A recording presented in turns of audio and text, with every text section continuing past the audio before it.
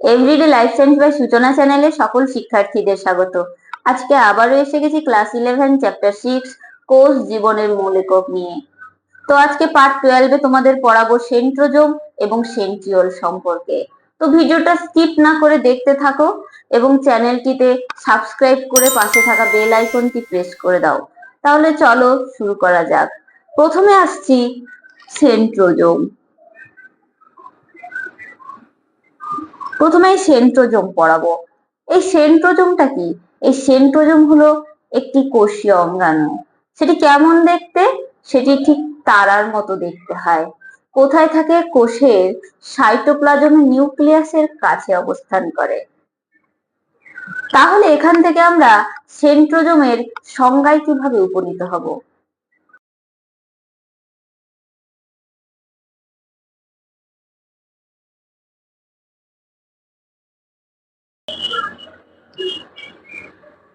আদর্শ প্রাণী কোষের সাইটোপ্লাজমে নিউক্লিয়াসের কাছে যে তারার মতো একটি অঙ্গাণু পরিলক্ষিত হয়, যেটি কোষ বিভাজনের সময় বেমতন্তু গঠন করে, তাকেই বলা হয় সেন্ট্রোজোম।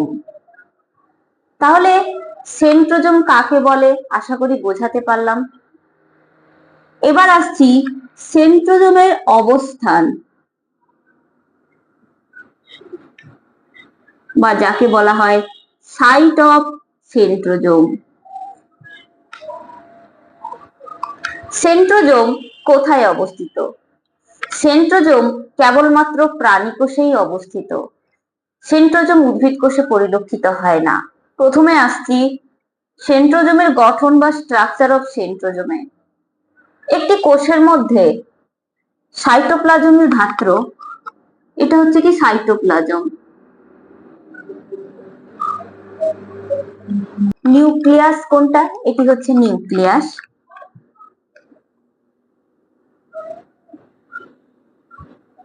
এই নিউক্লিয়াসের কাছে এই যে তারার মতো দেখতে একটি কোষীয় অঙ্গাণু দেখা যাচ্ছে, এটি হলো সেন্ট্রোজোম।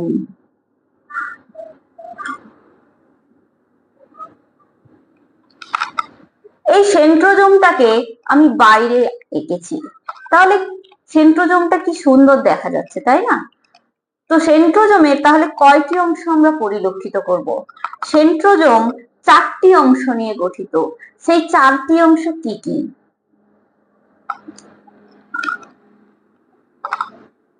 Number 1 centriole.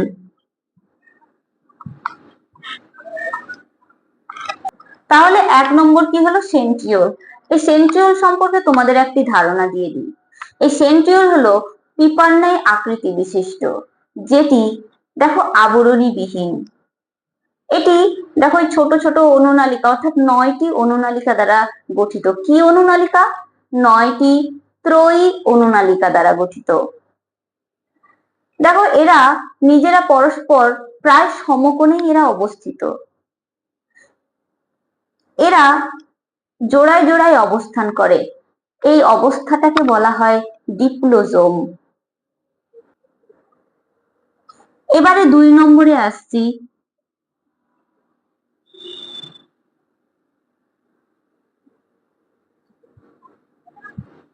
কাইনোপ্লাজম।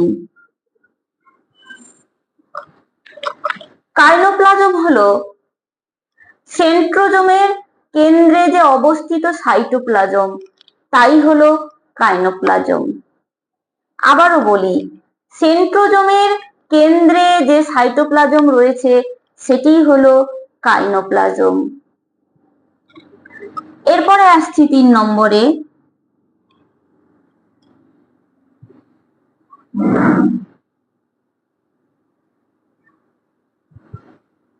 সেন্ট্রোস্ফিয়ার। সেন্ট্রোস্ফিয়ারটা কি? সেন্ট্রোজোমের পরিধির দিকে অবস্থিত যে সাইটোপ্লাজম, সেটি হলো সেন্ট্রোস্ফিয়ার। আর 4 নম্বর হলো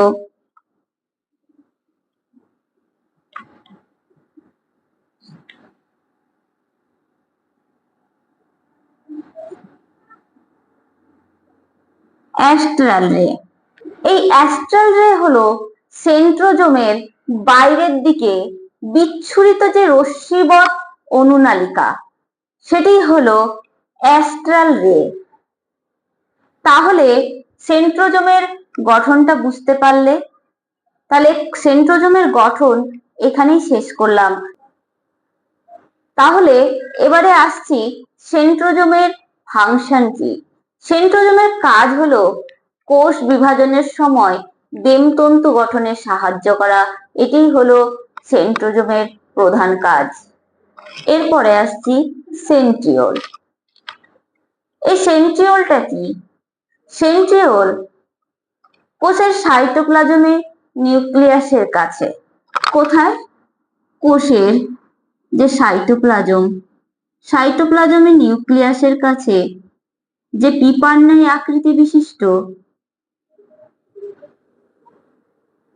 ফাঁপা এবং পরস্পর সমকোণে প্রায় অবস্থিত যে অঙ্গাণু, সেটি হলো সেন্ট্রিওল। প্রাণী কোষের ক্ষেত্রে সেন্ট্রিওল দৃশ্যমান। এই সেন্ট্রিওল আবরণীবিহীন এবং 9টি ত্রয়ী অনুনালিকা দ্বারা গঠিত। এই সেন্ট্রিওল জোড়ায় জোড়ায় অবস্থান করে বলে এই অবস্থাকে বলা হয় ডিপ্লোজোম। প্রাণী কোষের কোষ বিভাজনের সময় সেন্ট্রোজোম বিভাজিত হয়ে দুটি সেন্ট্রিওল গঠন করে। এই সেন্ট্রোজোম বিভাজিত হয়ে দুটি সেন্ট্রিওল গঠন করে।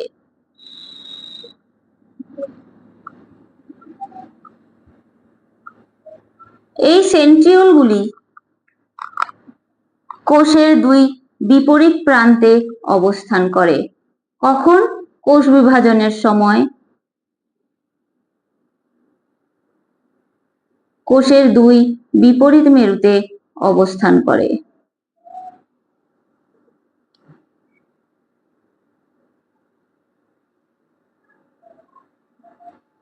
এরপর আসছি সেন্ট্রিওলের আবিষ্কার বা ডিসকভারি।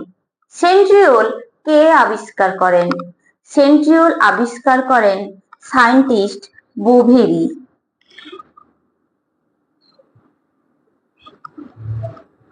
কোন সায়েন্টিস্ট? Scientist Boveri. কত সালে? 1888 সালে প্রথম সেন্ট্রিওল পর্যবেক্ষণ করেন। তো সেন্ট্রিওল কোথা থেকে উৎপত্তি লাভ করেছে? সেন্ট্রিওল উৎপত্তি লাভ করেছে আদি সেন্ট্রিওলের থেকে। এরপর আসছি সেন্ট্রিওলের অবস্থানটা কি, বা সেন্ট্রিওল কোথায় অবস্থিত?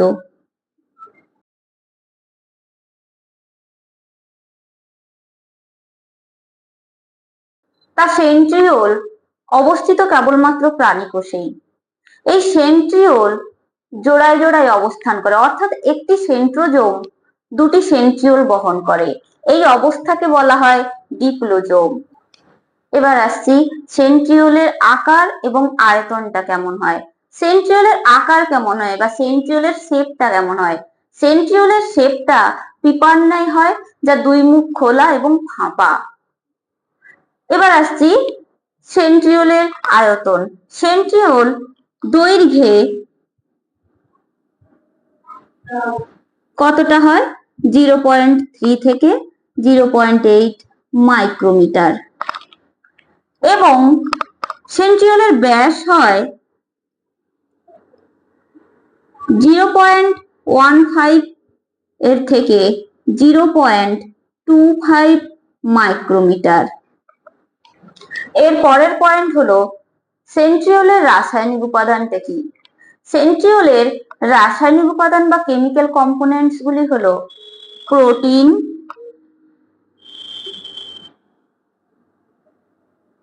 লিপিড, এটিপি এবং ডিএনএ।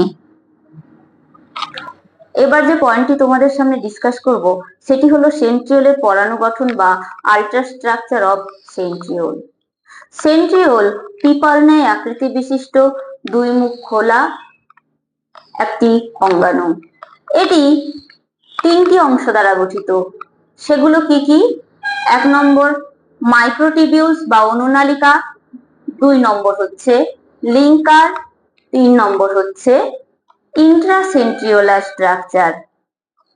তাহলে প্রথমে আসছি মাইক্রোটিবিউলস বা অনুনালিকা।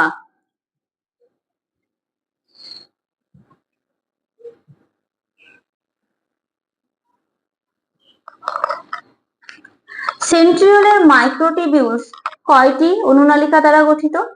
সেন্ট্রিওলের মাইক্রোটিবিউলস গুলি হলো 9টি ত্রয়ী অনুনালিকা। সেন্ট্রিওলের মধ্যে মাইক্রোটিবিউলস রয়েছে মোট 9টি। কয়টি রয়েছে? 9টি।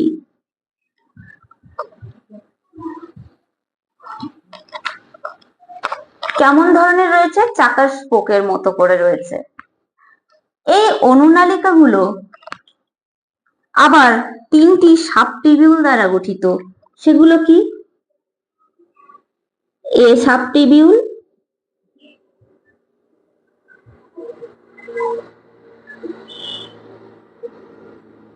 বি সাবটিবিউল,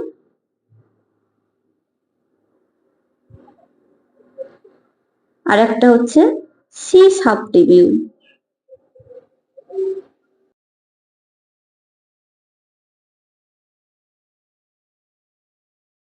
তাহলে কয়টি সাবটিবিউল রয়েছে? 3টি সাবটিবিউল রয়েছে। প্রতিটি সাবটিবিউল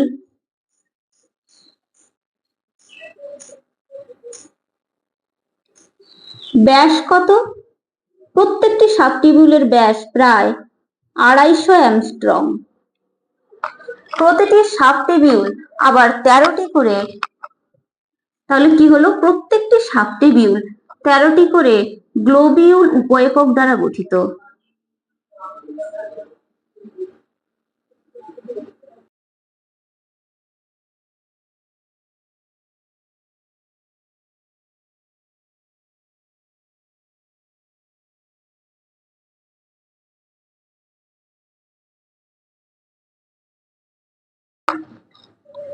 এই এ সাবটিবিউল পার্শ্ববর্তী সি সাবটিবিউলের সঙ্গে সংযুক্ত থাকে।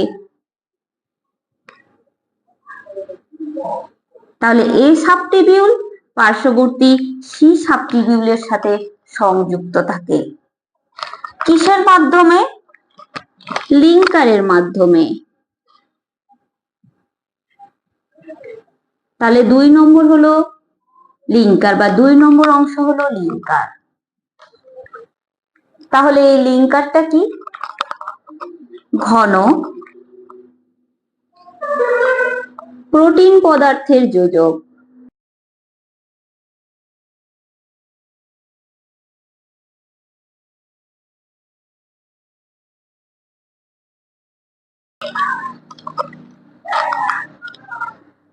এরপর আসছি ইন্ট্রাসেন্ট্রিওলার স্ট্রাকচার। ইন্ট্রাসেন্ট্রিওলার স্ট্রাকচারটা কি? ইন্ট্রাসেন্ট্রিওলার স্ট্রাকচার হলো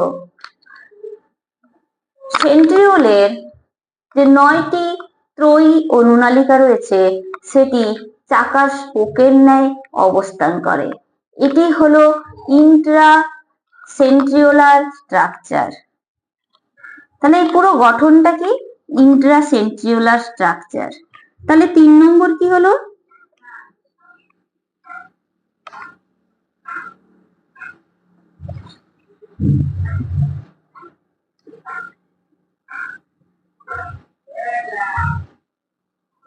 তিন নম্বর হলো ইন্ট্রাসেন্ট্রিওলার স্ট্রাকচার। এই ইন্ট্রাসেন্ট্রিওলার যে স্ট্রাকচার, এর কেন্দ্রীয় দণ্ড হলো এটি।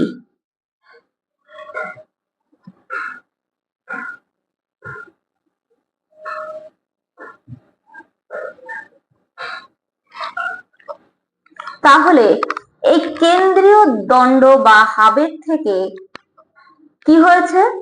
9টি অনুনালিকা নির্গত হয়ে চাকার স্পোকের ন্যায় অবস্থান করেছে। তাহলে সেন্ট্রিওলের স্ট্রাকচারটা তোমরা বুঝতে পারলে। সবশেষে যে পয়েন্টটি তোমাদের সামনে ডিসকাস করব সেটি হলো সেন্ট্রিওলের কাজ বা ফাংশন। সেন্ট্রিওলের প্রধান কাজগুলো কি? সেন্ট্রিওলের প্রধান কাজগুলি হলো নাম্বার 1, কোষ বিভাজনকালে বেমতন্তু গঠনে সাহায্য করা।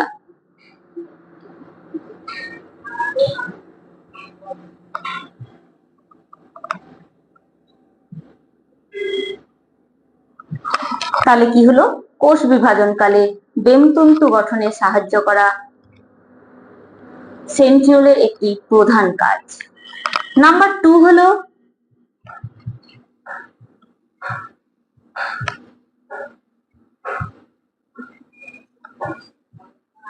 কোষ বিভাজনের শেষের দিকে ক্রোমোজোমের প্রান্তীয়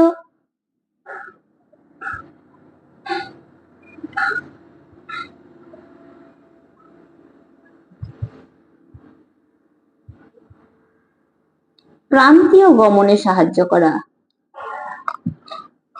তাহলে 2 নম্বর পয়েন্ট কি হলো? কোষ বিভাজনের শেষের দিকে ক্রোমোজোমের প্রান্তীয় গমনে সাহায্য করা।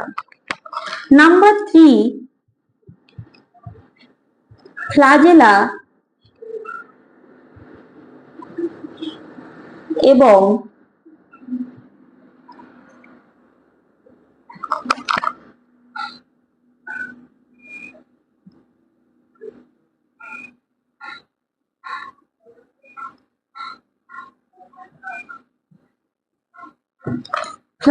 এবং সিলিয়া যুক্ত জীবেদের ফ্লাজেলা এবং সিলিয়া গঠনে সাহায্য করা।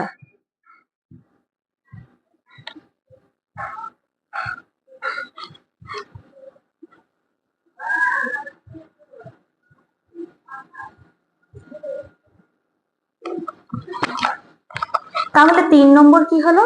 ফ্লাজেলা এবং সিলিয়া যুক্ত জীবেদের ফ্লাজেলা এবং সিলিয়া তৈরিতে সাহায্য করা।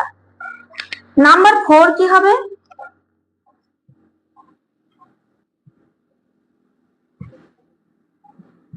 শুক্রাণুর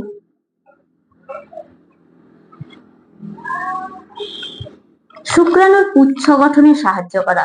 তাহলে নাম্বার 4 কি হলো?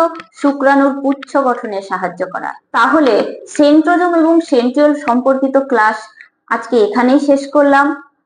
কারোর যদি কোনো কোয়ারি থাকে অবশ্যই কমেন্ট সেকশনে লিখে পাঠাও এবং চ্যানেলটিকে লাইক, শেয়ার, সাবস্ক্রাইব করে পাশে থাকা বেল আইকনটি প্রেস করে দাও যাতে পরবর্তী নোটিফিকেশন তোমাদের কাছে পৌঁছে যায়। ধন্যবাদ।